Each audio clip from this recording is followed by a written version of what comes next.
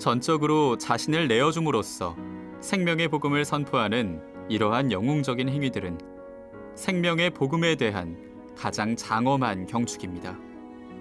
그것은 사랑하는 사람을 위하여 제 목숨을 바치는 사랑의 가장 높은 단계가 찬란하게 드러나는 것입니다. 벗을 위하여 제 목숨을 바치는 것보다 더 큰 사랑이 있을까? 그 사랑을 실천한 예수 그리스도는 제자들과 마지막 만찬을 함께하며 당신의 살과 피를, 생명을 주었다. 이렇게 모든 것을 내준 예수님의 가르침을 따라 사랑을 실천하는 가장 숭고한 방법, 바로 장기기증이다. 가톨릭 교회는 장기기증을 생명을 나누는 진정한 사랑의 실천으로 보고 있다. 우리나라의 장기기증에 대한 관심이 커진 것은 1989년 제44차 세계 성체대회가 서울에서 열리면서다. 오늘까지 2122명의 안구와 장기 기증을 제단 앞에 바칩니다. 한마음 한몸 운동으로 안구를 포함한 장기 기증자와 수혜자가 성체대회를 계기로 그리스도 신앙과 전례의 핵심인 성찬예의 의미를 되새기게 됐고, 이 성찬의 정신을 삶 속에서 실천하는 한마음 한몸 운동이 시작됐다. 고 김수환 추기경은 성체대회를 준비하며 한마음 한몸 운동을 시작했고, 한마음 한몸 운동본부는 지금까지 국내외에서 나눔과 생명 운동을 선도하고 있다. 본부는 특히 장기기증 캠페인을 활발히 전개하며 생명 나눔 인식 확산에 앞장서 왔고, 조혈모 세포 기증 운동, 헌혈 운동 등 다양한 생명 운동을 펼쳐왔다. 이런 가운데 지난 2009년 교회 안팎으로 장기기증 열풍이 번지는데, 바로 교회는 물론 우리 사회의 큰 어른이자 참스승이었던 김수환 추기경이 선종과 함께 안구를 기증하면서다. 김추기경이 남긴 생명 나눔 메시지는 많은 이들의 관심으로 이어졌고, 기증자가 급증해 현재까지 한마음 한몸 운동본부에 등록된 장기 기증자 수는 약 14만 6천여 명에 달한다. 한편 본부는 2014년 명동대성당 지하 1898 광장에 가톨릭 생명 나눔센터를 열고 상담과 기증 신청을 접수하는 것은 물론 생명 나눔 관련 정보를 시민들과 나누고 있다. 장기 기증에 대한 생각이 좀 이렇게 무섭다는 생각 이런 거 좀 많이 버리셨으면 좋겠고, 사후에 하시는 거잖아요. 그래서 기증 받지 못하면 돌아가실 수밖에 없는 그런 분들을 살릴 수 있다라는 그런 생각들을 좀 이렇게 많이들 가지셔서 장기 기증 신청 좀 많이 해주셨으면 좋겠고, 또 조혈모 세포는 정말 백혈병이나 혈액암 걸린 어린 아이들 살릴 수도 있고, 본인한테는 아무런 해가 없어요. 좋은 거니까 이렇게 좀 많이 신청을 해주셨으면 좋겠어요.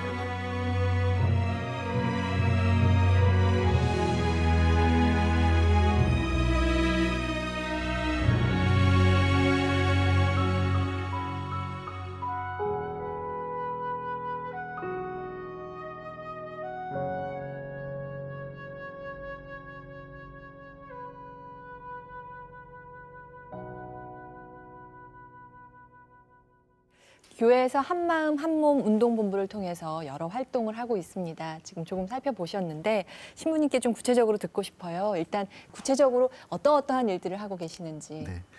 저희 한마음 한몸 운동본부가 처음에는 이제 장기기증 희망자 모집에 중점을 두었다가 이제는 의학이 발전하면서 뇌사나 죽지 않고도 생명을 살릴 수 있는 그런 방법들이 있습니다. 뭐가 있죠? 가장 첫 번째는 헌혈입니다.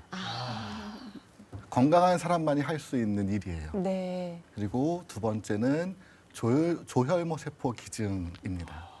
이제 아까 영상에도 나왔지만 이제 골수라고도 이야기할 수 있는데, 백혈병이나 혈액암 걸린 조혈모 세포 이식이 필요한 분들을 위해서 나의 조혈모 세포를 기증하는 것입니다. 네. 그런데 조혈모세포 기증은 건강을 유지할 수도 있고 또 자기한테 아무런 해가 되지 않기 때문에 내 것을 내어주면서 생명을 살릴 수 있는 또 큰 그 생명 나눔 중에 한 가지입니다. 네. 또 한 가지가 있는데요. 우리의 시간과 관심을 나누는 것입니다.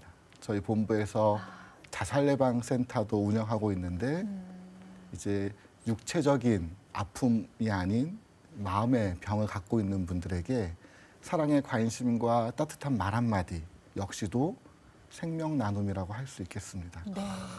저는 3가지 다를 실천하고 있습니다. 아 정말요? 네, 정말 대단하지 않습니까? 저 헌혈도 했고요, 조혈모 세포도 한번 했었고요. 그러시군요. 그리고 이제 누군가에게도 이런 얘기도 많이 네, 해주고 있기 훌륭하십니다. 때문에 정말 제가 봤을 때 장기 이식의 이쪽 홍보대사 어떻습니까? 생명 나눔 네. 홍보대사를 하시면 되겠습니다. 홍보대사 괜찮을 것 같은데요. 네, 제가 좀 이렇게 가가지고 토크를 좀 하면서 좀 이런 걸 좀 많이 알리고 싶다는 생각이 지금 이 자리에서 드네요. 기회가 되면 저희가 한번 아, 예. 초청하겠습니다. 정말 자랑스럽습니다.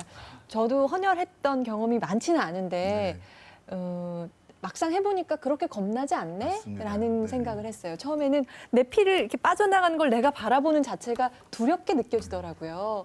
근데 말씀하신 그 조혈모 그건 세포는 좀 아파요. 좀 제가 해봤는데 좀 모르고 했었는데 네. 그건 조금 약간 이제 좀 네. 충격이 좀 있더라고요. 이제 그래도- 그렇게 아프지 않을까? 너무 겁난다. 이런 인식들이 사실은 가장 큰 걸림돌인 것 같은데 이건 어떻게 좀 극복할 수가 있을까요? 이 아픔이라는 부분들 물론 내가 생명을 살리기 위해서 나의 희생이나 나눔이 없다면 이 보람이나 어떤 결실도 못 느낄 거라고 저는 생각이 들어요. 내 것을 조금이지만 함께 나누어주고 그 아픈 사람이 새로운 삶을 살아갈 수 있도록 하는 모습을 볼 때 네. 아, 내 희생이 이런 생명을 살릴 수 있구나 라는 그런 결실 또한 더 크게 느낄 수 있으리라 저는 생각이 들고요. 그러면 아프지만 하고 나니까 뿌듯한 그런 느낌. 그건 정말 있죠. 저도 친구 때문에 하게 되는데요. 백혈병에 걸려서 고생하고 있다는 소리 들어서 저희가 그거를 이제 단체로 하게 됐거든요. 그런데 그때 조금 그냥 헌혈처럼 생각하고 갔는데 좀 생각보다는 조금은 힘든 게 있으시죠? 힘든 게 있었지만 좀 하고 나니까 제가 누군가를 이렇게 도왔다는 게 조금은 아팠지만 이거 엄청나게 뿌듯했던 것 같은데요. 그때. 네. 그래도 근지 씨는 그 2만 분의 1이라는 확률을 뚫고 이 조혈모세포가 그 조직 적합성 항원이 맞으려면 타인끼리 맞으려면 거의 2만 분의 1의 확률이라고 합니다. 진짜요? 그 정도예요? 와, 그것도 모르고 그냥 모르고 했습니다. 그냥 검사만 받고 바로 한 건데 와, 정말 제가 되게 큰 일을 한 거네요, 정말. 저 나랑 맞는 사람한테 줄 수 있는 것도 또 커다란 행복이기도 합니다. 그렇습니다. 정말 그러면 그 조혈모 세포 같은 경우도 이게 헌혈은 이 피를 뽑아놓고 나중에 활용할 수 있는 거잖아요. 네. 조혈모 세포도 마찬가지로 이게 많은 것들이 모아져 있으면 그만큼 풀이 많아서 좋은 건가요? 네, 미리 맞습니다. 뽑아놓으면 좋은 건가요? 뽑아놓는 것은 아니고요. 예. 저희가 이제 보건복지부 질병관리본부로부터 이제 조혈모세포 기증 희망자들을 모집할 때 나중에 체열을 해서 아, 유전자 분석을 해놓고 그 데이터베이스에 올려놓으면 혹시 나와 맞는 사람이 있는지 훨씬 더 찾기가 쉽겠죠. 쉽고 그다음에 찾게 되면 이제 연락을 해서 네, 맞습니다. 그때 기증을 할 수 있는 거군요. 네. 저도 저도 세포 이식은 99% 맞아야 성공합니다. 그러니까 이 대충 반점 맞아갖고는 안 되고 아주 잘 맞아야지만 그게 성공을 하기 때문에 여러 사람의 피를 모아가지고 그중에 유전자 중 제일 가까운 사람을 고르는 거죠. 네. 좀 있으면 아마 거기 연락이 갈지 몰라요. 거기 또 연락이 갈 수도 맞는 있어요. 환자가 있다고 오라고. 또 그럼 한 번 더. 그럼 또 생명 나눔을 또 하실 수 있는 골수를 거예요. 빼는 거지. 골수. 그러면 가장 이상적으로는 온 국민이 다 이걸 샘플을 해놓으면 그렇죠. 아까 네. 2만 분의 1의 확률이라고 하셨는데 그러면, 확률이 네. 더 높아질 수 있는 맞습니다. 거 아닐까? 그게 가장 바람직한 일인데 네. 다들 꺼린다고요, 그게. 이상하죠, 제가 그거? 알기로는 등 쪽에서 이렇게 채취한다고. 지금은 네. 과거에는 이제 엉덩이뼈에서 이제 골수 채취를 했었는데 예. 지금은 말초혈 조혈모세포라고 해서 성분 헌혈하듯이 예전보다는 덜 부담스럽게 또 과정도 바뀌었네요. 네, 그러니까 지금 아마 그냥 말씀하셔도 실제로 기증하셨으면 그 절차상에 번거로운 게 많이 있으셨을 거예요. 검사하시고 또 맞는 부분 찾아서 또 입원하시고 또 뭐 그 조혈모를 더 많이 이렇게 하기 위한 성장제를 좀 맞으셔야 되고요. 그런 과정들이 사실 기증하신 분 입장에서는 건강하신 분 입장에서는 쉬운 일은 아니라고 생각이 맞아요. 돼요. 그 절차가 조금 네, 좀 복잡하셨을 쉽게 좀 거예요. 바뀌었으면 하는 생각도 있어요. 네, 왜냐면 그런 말씀을 헌혈처럼 해주시면 쉽게. 신부님이 네. 개선하실 것 그래서 같은데. 지금 국회도 이렇게 건의하고 있는 부분들이 이제 엉덩이에서 골수 채취하는 것은 장기 이식의 한 부분으로 들어가서 이제 회사 다니시는 분들이나 학생들은 뭐 유급 휴가나 출석으로 하게 되는데 이 말초혈 조혈모 세포는 아직 포함이 되어 있지 않아요. 그런데 이 말초혈 조혈모 세포도 이제 그 장기 이식의 한 부분으로 포함이 돼서 이런 내어주시는 수여자 그 공여자들이 조금 더 이제 배려를 받을 수 배려받고 할 수 있도록 네. 지금 그런 법적인 부분도 지금 건의하고 있는 상황입니다. 아, 네. 그게 좀 조속히 이루어지면 좋겠다는 생각이 드네요. 말씀하신 것처럼 어떻게 보면 간단치 않다. 그렇지만 또 한편으로 생각하면 내가 건강한 몸이 있기에 내 몸을 통해 누군가를 도와줄 수 있다라는 것도 큰 의미가 있는 일일 수도 있을 것 같은데요. 이제 조혈모 세포 기증이며 등등 이야기해 주셨지만 뇌사 기증에 대해서도 이제 구체적으로 좀 더 알아보고 싶은 생각이 들었어요. 뇌사 기증에 대해서는 아직까지 우리 사회의 문화가 받아들이기 어려운 지점이 있는 것 같아요. 어떤 것 때문에 이렇게 걸림돌이 생기는 걸까요? 우선 우리 사회 안에서 시작과 마침에 대한 고민들이 없는 것 같아요. 우리 삶 안에서 내가 어떻게 살아야지에 대한 고민들, 또 잘 살고 싶은 어떤 욕심들은 참 많은데 내 삶의 마지막 점을 어떻게 찍을 건가. 나는 어떻게 죽고 싶은가? 네.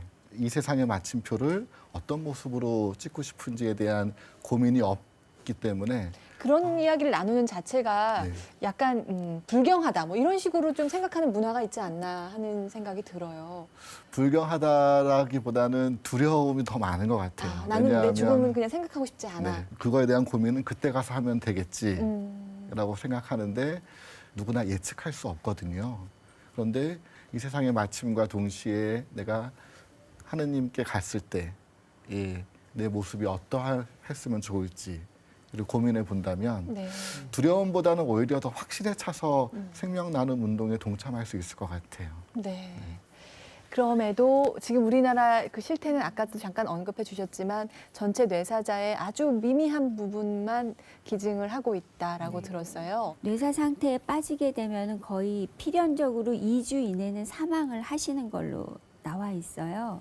그런데 뭐 중환자로서 치료하는 기간이 소요되고 또 주치의가 또 뭐 판단하는 시간이 필요하고 저희 같은 사람이 가서 설득하는 데 또 시간이 필요하고 가족분들이 또 생각할 시간을 또 달라 하시면 이렇게 하면서 시간이 계속 흘러가니까 그러다가 그냥 장기 기증 못하고 돌아가시는 경우도 이제 발생을 하거든요. 네. 그래서 어쨌든 이제 저희가 말씀드리고 싶은 부분은 뇌사라는 것은 사망이 임박한 시점이다.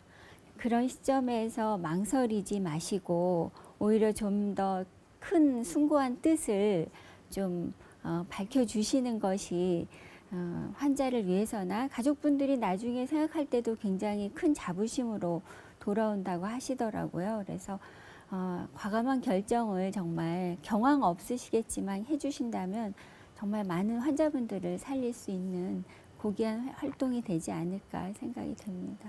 김수환 추기경님이 선종하시면서 안구 기증을 하셨습니다.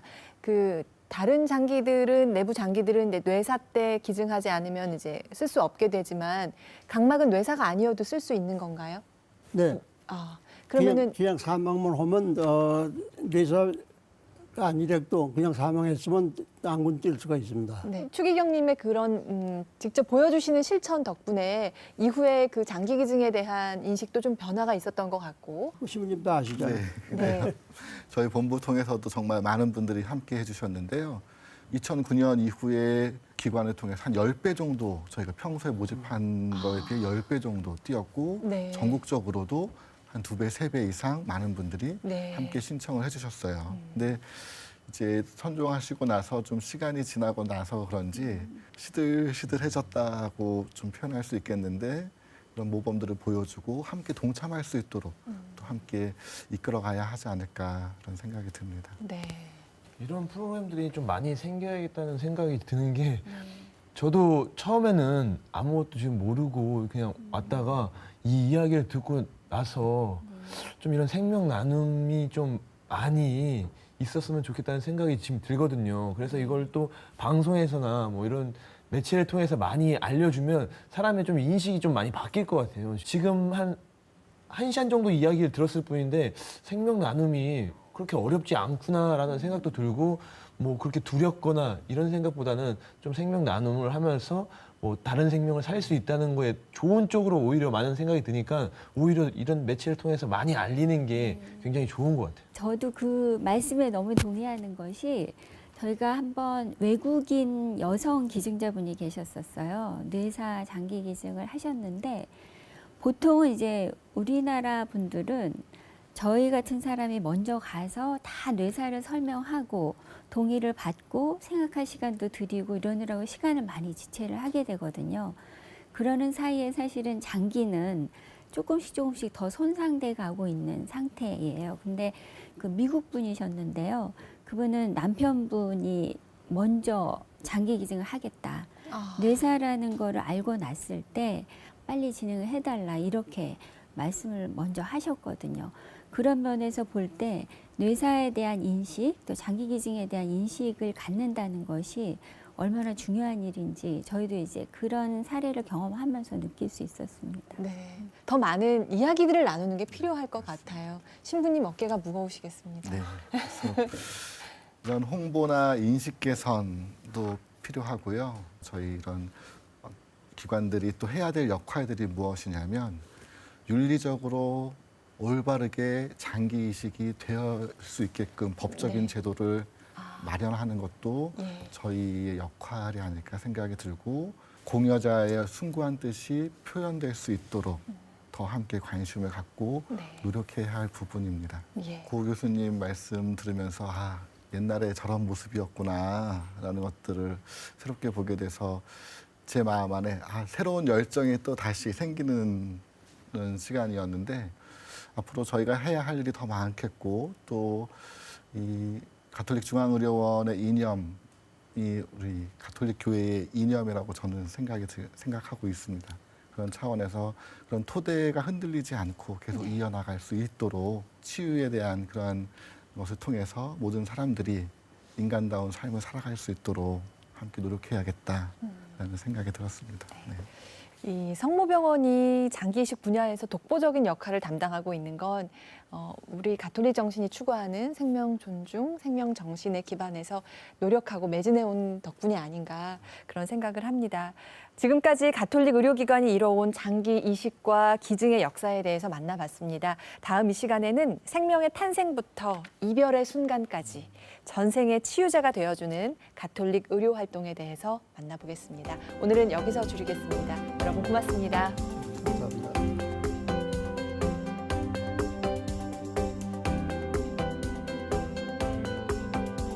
그 무엇보다 환자를 최우선으로 한 의료진들의 희생과 헌신은 가톨릭 정신을 온몸으로 보여준 것이었다. 24시간을 그냥 병원에서 모든 팀이 나름대로는 열심히 준비해서 데뷔를 했었다. 산모 신생아 집중치료센터는 호스피스에 오는 것은 사랑받기 위해서 오는 거예요. 마지막까지 잘 지내다 갈 수 있도록 해주는 곳이라고 할 수 있겠습니다. 네. 오셔서 어떤 따뜻한 말 한마디나 저한테 필요했는데 그게. 네.